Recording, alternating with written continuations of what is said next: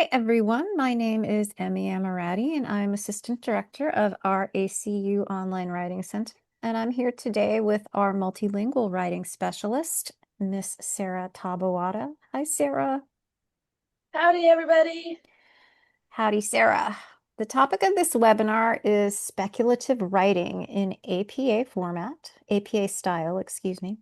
Tomorrow, we'll be posting the links to this recording and the slide deck for the webinar to our Online Writing Center website, and the links to the resources in the slide deck will be active. We'd also like to invite you to fill out the webinar feedback form at the link on this slide, or in the chat if you're here, so we will know the best way to meet your learning needs in the future. Basil, do you need the link to the feedback form? Are you good? Pay no attention to the man behind the curtain. Okay. Our three learning objectives for this webinar are: 1, we will understand the characteristics of speculative writing. 2, we will identify opportunities for speculative writing in BIOO 101, Week 1, Assignment 1. And we will, 3, apply APA style to speculative writing. So, learning objective 1, understand the characteristics of speculative writing. First of all, what is speculation? We have a fun picture here. The Latin root spec means to look or look at, but speculation or speculating doesn't just mean that we're looking at something. It's more an act of looking at something and then looking forward to new ideas that that thing suggests. So here is some fun information from the Merriam-Webster website. It might be said that what separates our species from others is our tendency, quote, to mediate on or ponder a subject. That's the original 16th century meaning of speculate. It's a use not too distant from today's most common sense, which also involves the mind and thinking. When someone speculates about something they think and make guesses about it, often forming ideas or theories when there are many things not known about the thing. So this is what we're going to consider in the context of writing. Speculative writing is when in your writing, we're making informed logical inferences. Sometimes people will say guesses or hypotheses beyond what you know. It will be based on evidence, always grounded in reasoning, qualified through cautious language like may, might, or could be going on. It will be purposeful and it may be testable in the future. So we're going to look at an example to explore each of these traits in more detail. And surprise, the example is the discussion from Merriam-Webster that we just looked at. It might be said that what separates our species from others is our tendency to mediate on or ponder a subject. So you will notice that is speculation. It's using cautious language, might, to propose a guess without stating it as an absolute fact. So maybe what separates our species from others is our tendency to be able to think and reflect in this certain way, but they're not saying 100% for certain that that's so. Next, we have evidence. The way they're creating the evidence here is they're backing up their guess by using examples, the historical and modern definitions of speculate. So what they're actually doing is, through this example, they're showing how people have historically speculated, meditated on, or pondered a subject. And by that example, they're using that as a reason to back up the fact that our species can do this. Now, the reasoning in this case is implied. It's not specifically there, but we can speculate or infer ourselves that the evolution of the word speculate is an example of humans pondering and manipulating a language concept, which is a trait not clearly evidenced in animals. So if that sentence were added, in a nice purple block under the blue and the orange that we already have there, That would kind of wrap it up and make it clear how the writer from Merriam-Webster has come up with this guess about what separates our species from other people. Um, it's a little confusing without having that directly stated. And you're right if you're thinking that. So later on, we're going to talk about how, especially when we're working in APA, we need to make sure all the elements of a speculative piece of writing are quite clear and direct. Another trait of speculative writing is that it's purposeful. This is purposeful here.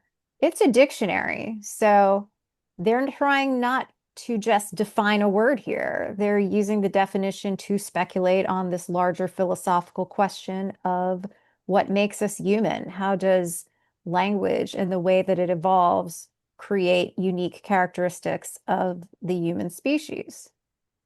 So it is purposeful and it's appropriate for their setting.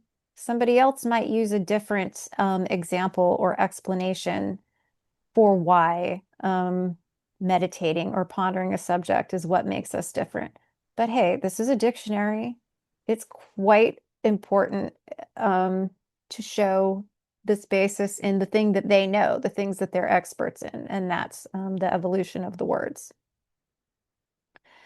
Next, is this testable? I mean, maybe if somebody wanted to test it, they could do future research to explore human thought processes compared to other species and thereby support or refute the speculation. So it could be testable if they were in a setting where they wanted it to be or needed it to be. Now, what speculative writing is not. Sarah has put this lovely picture here in our color scheme, which I absolutely love, to show speculative writing is not saying, hey, there are UFOs in the sky. We're not making a random guess. We're not forming an unsubstantiated opinion that this is my personal belief and I'm not backing it up with anything. We're not creating fiction that is disconnected from academic inquiry. There's some reason based in our academic inquiry and our exploration of things that we know and things that we need to know for why we're writing about this. It's not speculative fiction in this context. It's speculation for an academic purpose. It's also not a definitive conclusion. You could see in the example earlier, we were saying it might be. We're not saying this is definitely the thing that separates us from other species. Here's another example of speculation that I made up. A cat colony would thrive on Mars. That is, maybe that's my opinion. Maybe I think that would work, but I'm not explaining it with any reasoning. It seems quite fictional given what most people know about Mars and its ability to support life. I'm not sure how the cats would run their colony without other people there to assist them or other species to assist them. But I'm also stating that as a definitive conclusion. A cat colony would thrive on Mars, 100% definitely. It would look like this in Sarah's world. Oh, is that catnip in the little thing there? Well, I mean, yeah, they can't make it all the way to Mars without Without some, catnip. some of the good stuff. There are different sizes of cats. Apparently, all colors of cats would thrive on Mars in our Hmm. fictional scenario. And Earth is up there in the background, which is really cute. This brings us on a lighthearted note to our learning objective 2. We're going to identify opportunities for speculative writing in an assignment for Bio 101, Week 1, Assignment 1, which is here. It's linked here. The assignment is called Biology Branches Rooted in Science. So what we're going to do is look through the details of the assignment and identify some points where speculation would be necessary or appropriate. In other words, we'll be speaking to more than just what the sources say to make some guesses, hypotheses, or predictions for this assignment.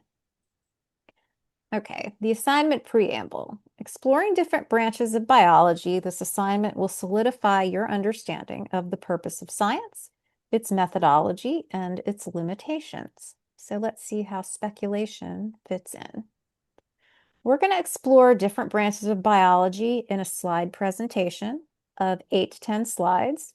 It will include a title slide with your name and assignment title. Slides 2 through 4 will address the branches of biology. Slide 5 will be an exploration of scientific inquiry.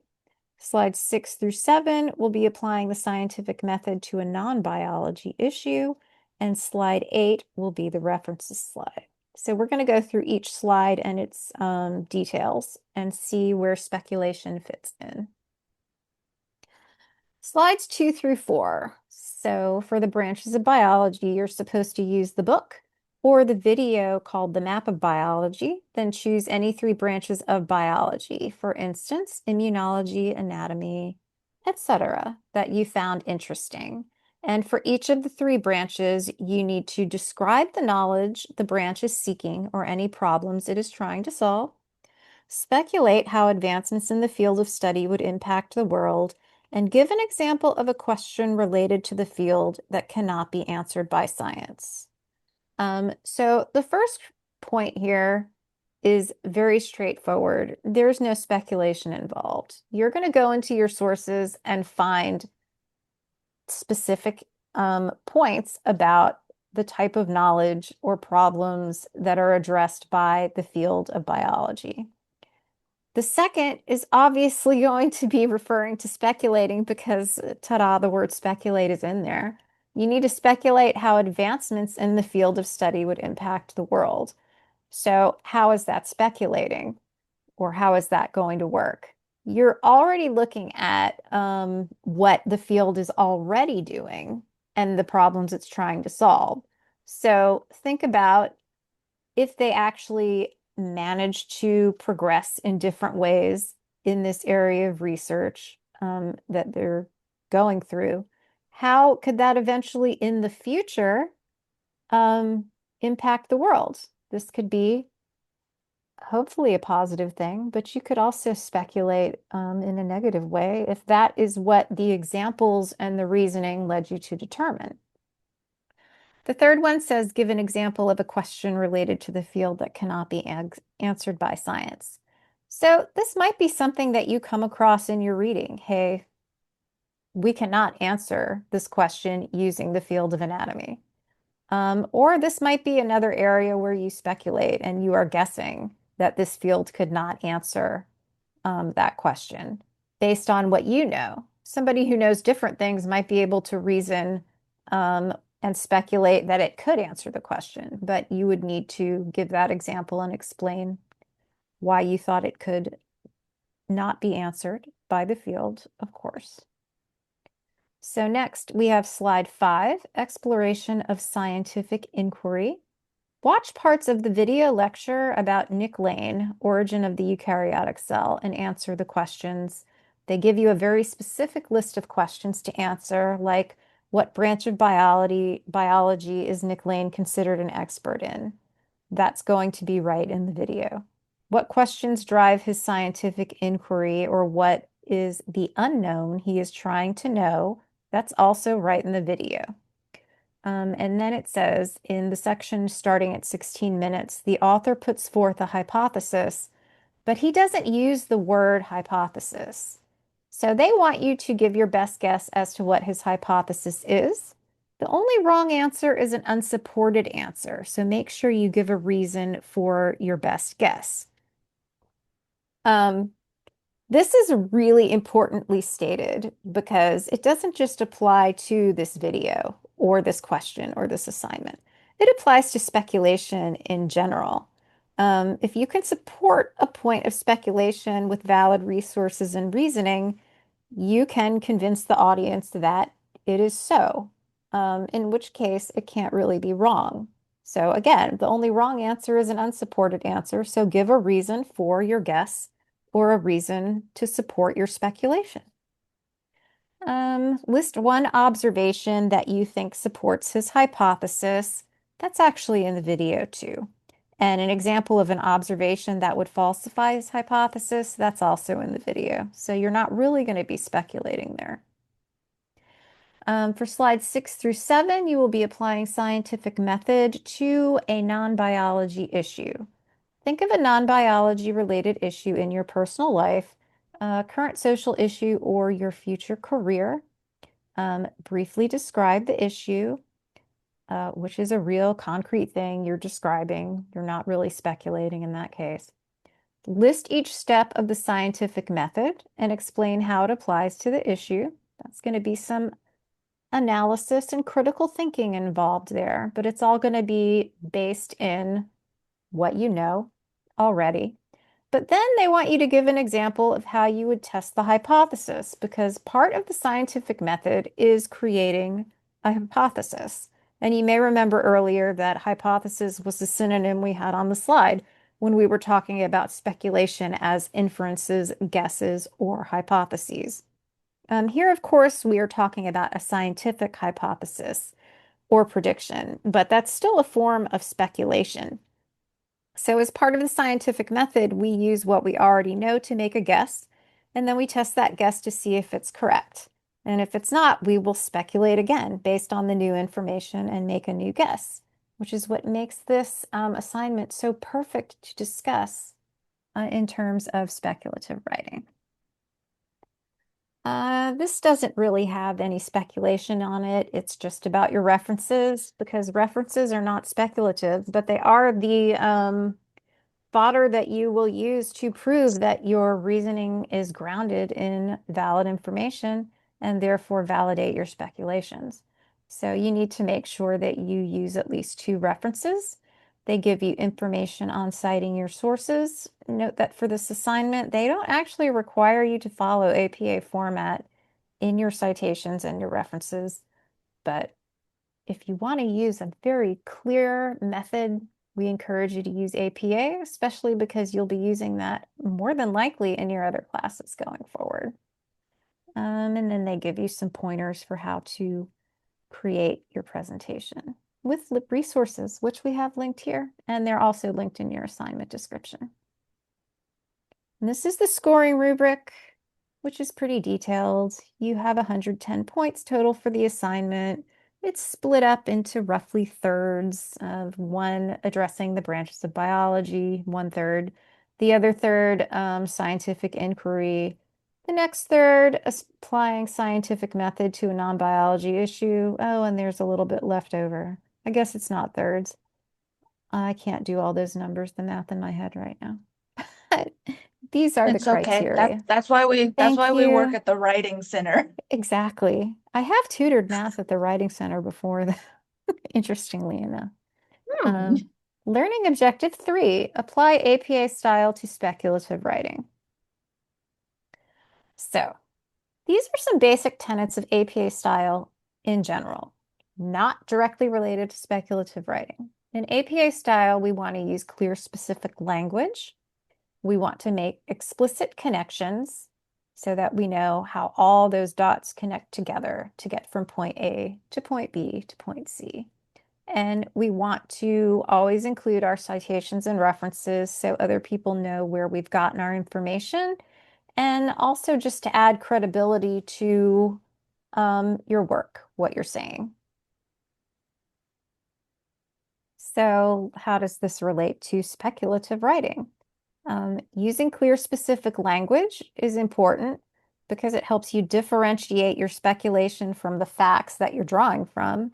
It also helps you acknowledge your limitations. That's why we want to see language like might or may, not those cats are definitely going to thrive in a colony on Mars. We also want to make explicit connections among the pieces, among the speculation, the evidence, and the reasoning. And we mentioned before that when the reasoning was not explicit, it was kind of hard to understand that piece of speculation from Merriam-Webster. But once we added that little purple bit down the side, it kind of made it make more sense. And obviously, we want to use our citations and references for the evidence that you're going to use to support your speculation. Sarah, please tell us about Yes. phrases that indicate speculation. Oh, well, I do love transitions, and an important part of it is making those connections. And these phrases are kind of lovely little sentence stems that get you started, I would imagine that cats would have a difficult time thriving in Mars. I could speculate that. Unless they brought catnip. Unless, yes, of course. I would guess that did they arrive with catnip, they would have a more successful time setting up a colony. Hypothetically speaking, without mice also there on Mars, they may have a very difficult time. If we assume that X, fill in the blank, there's a chance that one might consider, given the circumstances, one might speculate that cats would have a difficult time setting up a colony on Mars, even though they look totally adorable and cute and like they're thriving in our made-up picture. There's a possibility that, or in all likelihood, cats would probably not enjoy being on Mars unless there was catnip.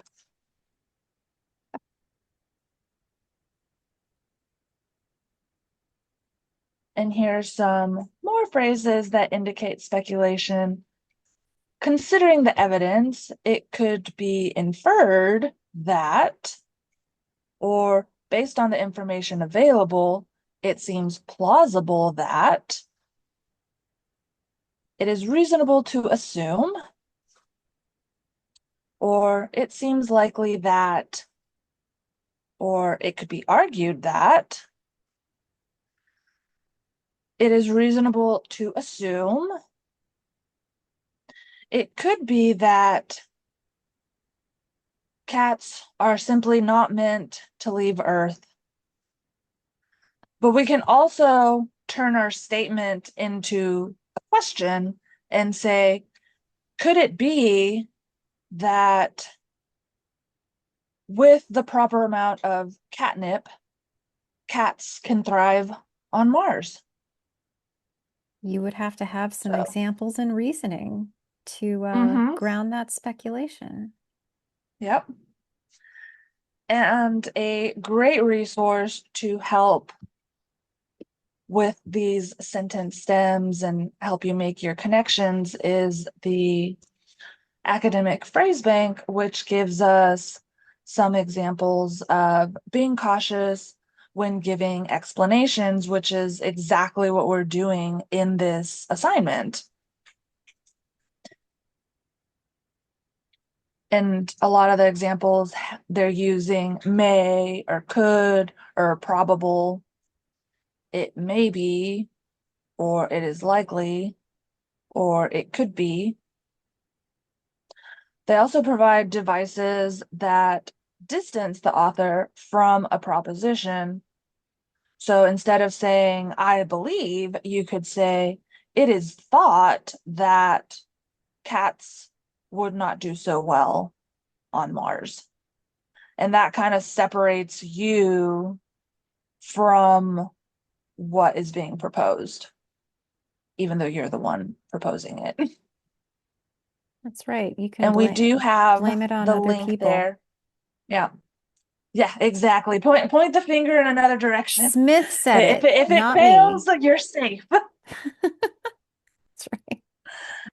But there at the bottom, we do have the link to the academic phrase bank where you can see these and many more examples of how to be cautious in your writing so that you can speculate successfully.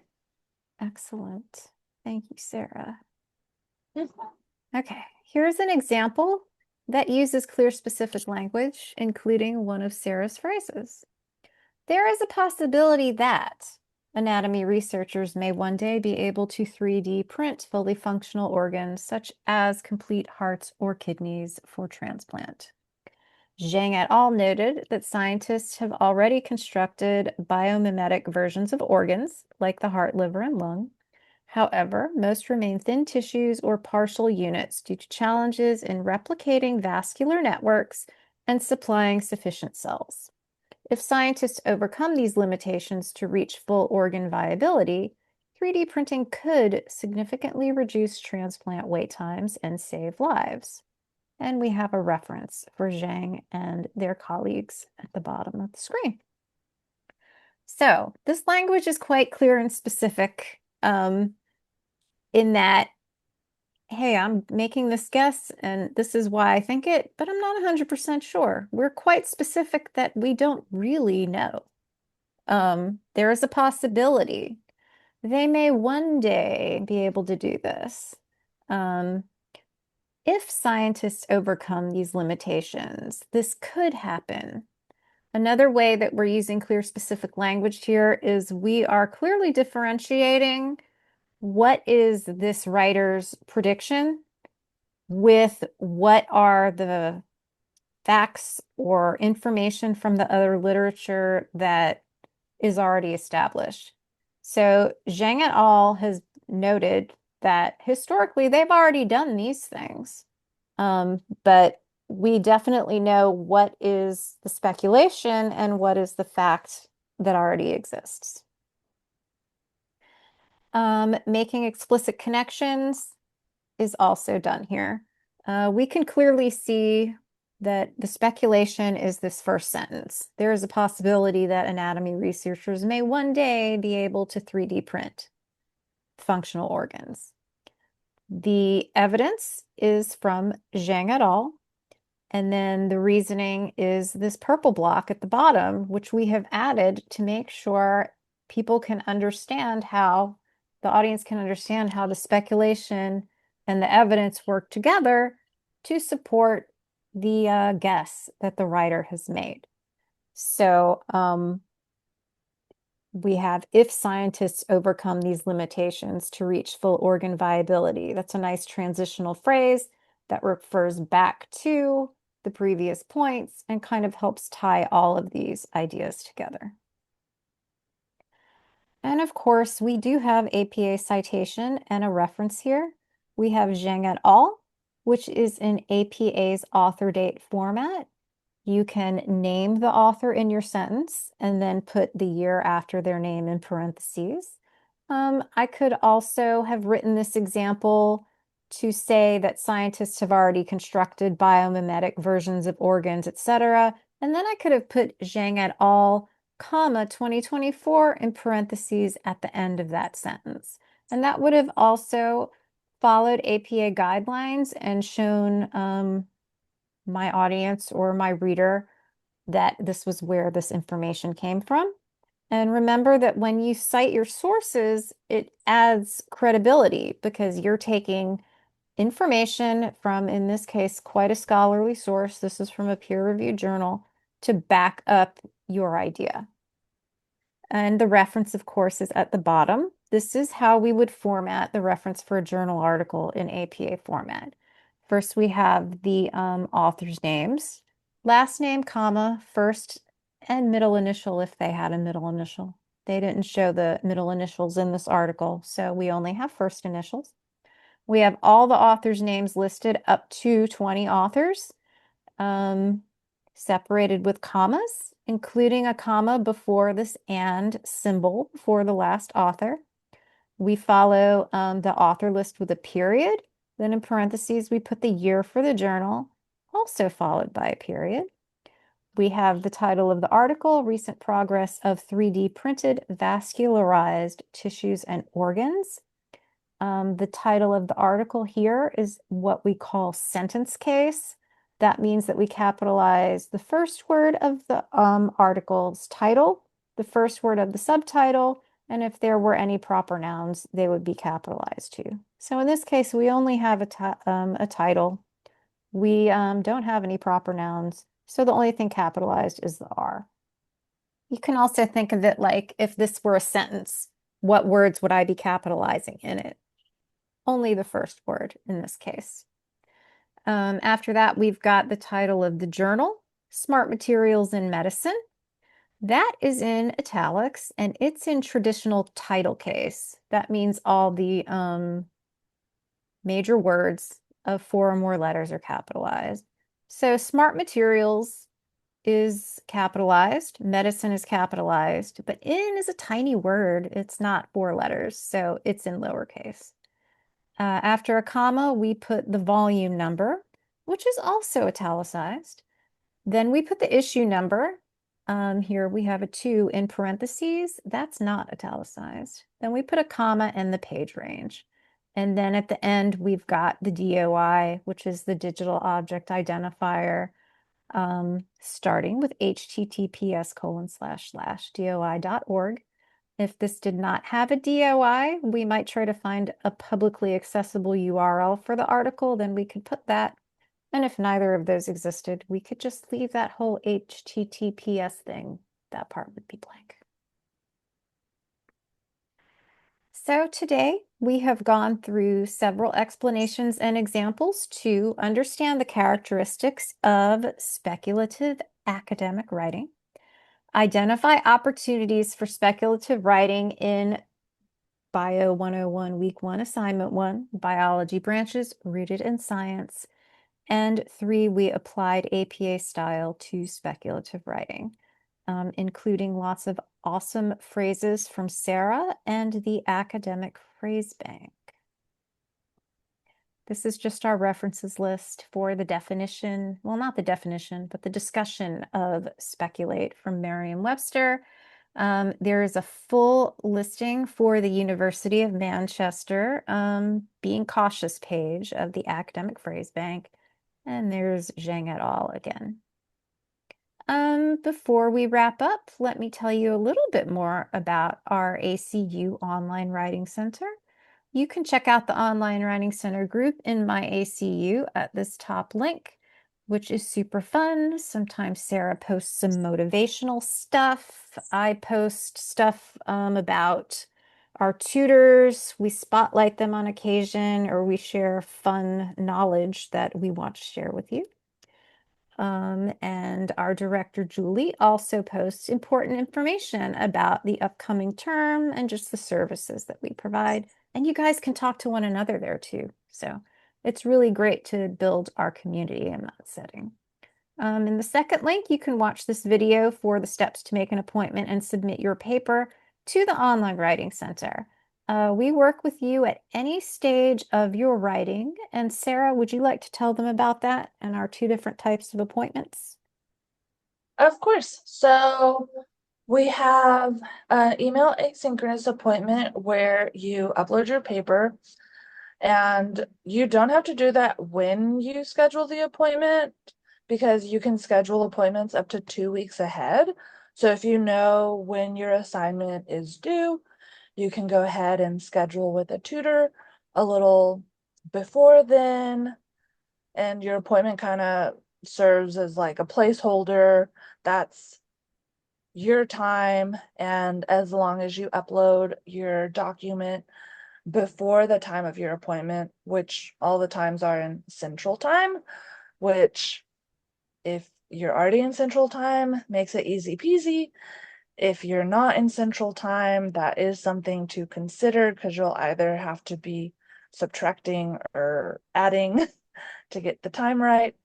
But once you upload your document, the tutor will review it and email back a copy with their feedback within 24 hours. But the other type of appointment we have are Zoom appointments where you actually meet in real time with the tutor over Zoom, and you can brainstorm with them if you're having trouble getting started, or if you got stuck halfway through. You can also just review the content you have.